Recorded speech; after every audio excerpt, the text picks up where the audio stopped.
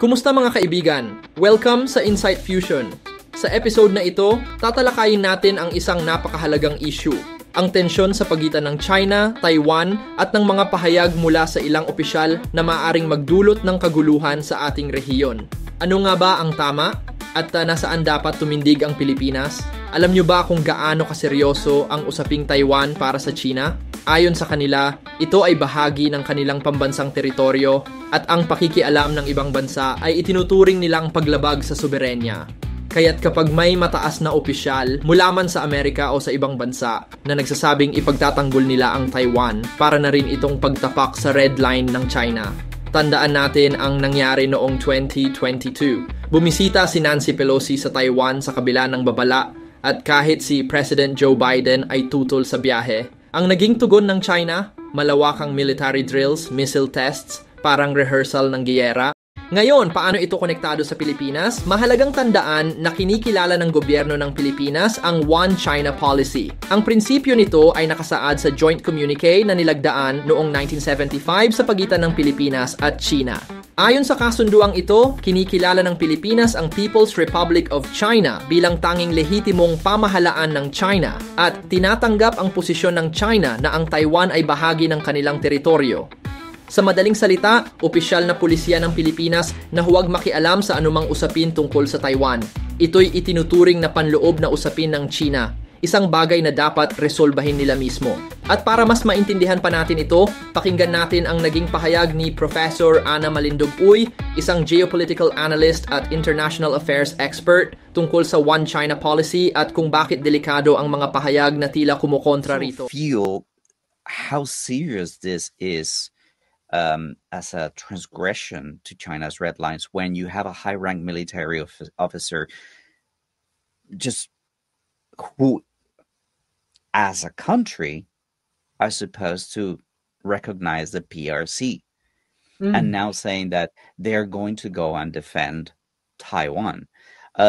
This is something that China takes extremely seriously and is one of the biggest red lines there are. We all know how China reacted when Nancy Pelosi visited Taiwan against everyone's advice. Even Biden told her, don't go. And well, we saw what took place, all the exercises and et cetera, et cetera, et cetera. This is perhaps similar to that. It is normal to expect a reaction from China. It was crazy because one thing, let's put it into context, okay? The Philippines as a state or as a country recognized the One China policy. And what is the One China policy basically and fundamentally speaking? And that is actually, if you recognize the One China policy, any country, including the Philippines, it means you recognize that Taiwan is an alienable part of China. So it means it's their own business. It's a domestic affair that people outside of China or you're non-Chinese, you should not interfere in this. This is their problem. They will resolve it on their own, however they want.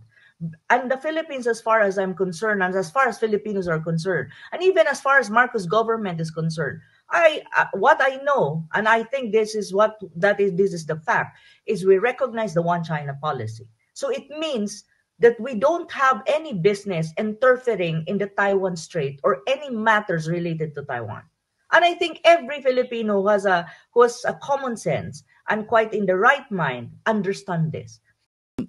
Mula sa mismong mga eksperto, malinaw, kapag pinanghimasukan natin ang usapin ng Taiwan, lumalabag tayo sa sarili nating pulisiya at pinapasok natin ang sarili sa isang posibleng sigalot na hindi naman natin laban.